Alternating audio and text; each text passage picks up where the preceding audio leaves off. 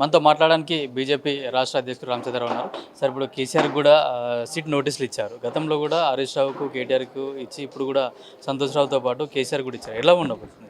ఏమి నోటీస్ ఇస్తే లాభమే ఉంది. నోటీస్ ఇస్తే లాభమే చెప్పండి. అన్నం వండడానికి బియ్యంలో నీళ్ళేసి కూర్చుంటారు, కింద గ్యాస్ స్టవ్ బెటర్ కదా, అన్నం ఉడుకుతుందా? ఇదంతే.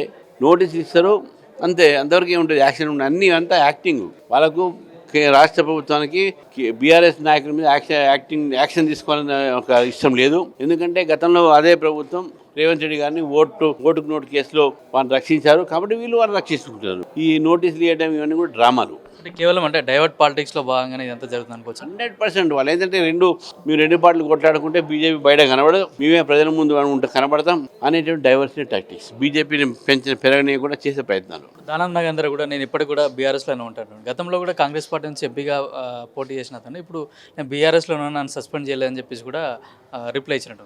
దాంట్లో ఉంటే దీంట్లో ఉంటుంది, రెండు దొందేనా. ఇప్పుడు మున్సిపల్ ఎలక్షన్ ఏ విధంగా ఉండబోతుంది? బీజేపీ మ్యాక్సిమం సీట్ గెలుస్తాయి. అంటే మీరు ఏమైనా ఇన్ఛార్జ్లు అన్న నియమించారా? ఎట్లా నియమించి వన్ వీక్ 10 days అయింది. ఆల్రెడీ క్యాండిడేట్ కూడా నామినేషన్ ఇస్తూ ఉన్నారు. అంటే కొంచెం అగ్ర నాయకులు ఎవరైతే వాళ్ళ మధ్యలో కొంచెం డిఫరెన్సెస్ ఉన్నట్టుగా తెలుస్తుంది. పట్టణాలలో కూడా కొద్దిగా ప్రభావం లేనట్టుగా చెప్తున్నారు.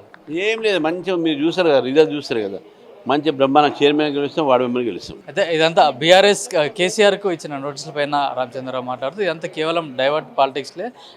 అప్పుడు రేవంత్ రెడ్డిని బీఆర్ఎస్ వాళ్ళు కాపాడారు, ఇప్పుడు కాంగ్రెస్ రేవంత్ రెడ్డి కేసీఆర్ని కాపాడుతూ ఇవన్నీ కేవలం డైవర్ట్ పాలిటిక్స్ మాత్రమే అని చెప్తున్నారు. అయితే రానున్న మున్సిపల్ ఎన్నికల్లో కూడా మెజార్టీ స్థానాలు కూడా బీజేపీ కైవసం తీసిపోతుందని చెప్తున్నారు.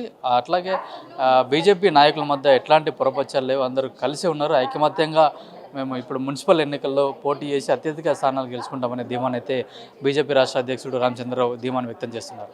Cameraman Srikanth, Kiran Kumar, BJP office, Hyderabad.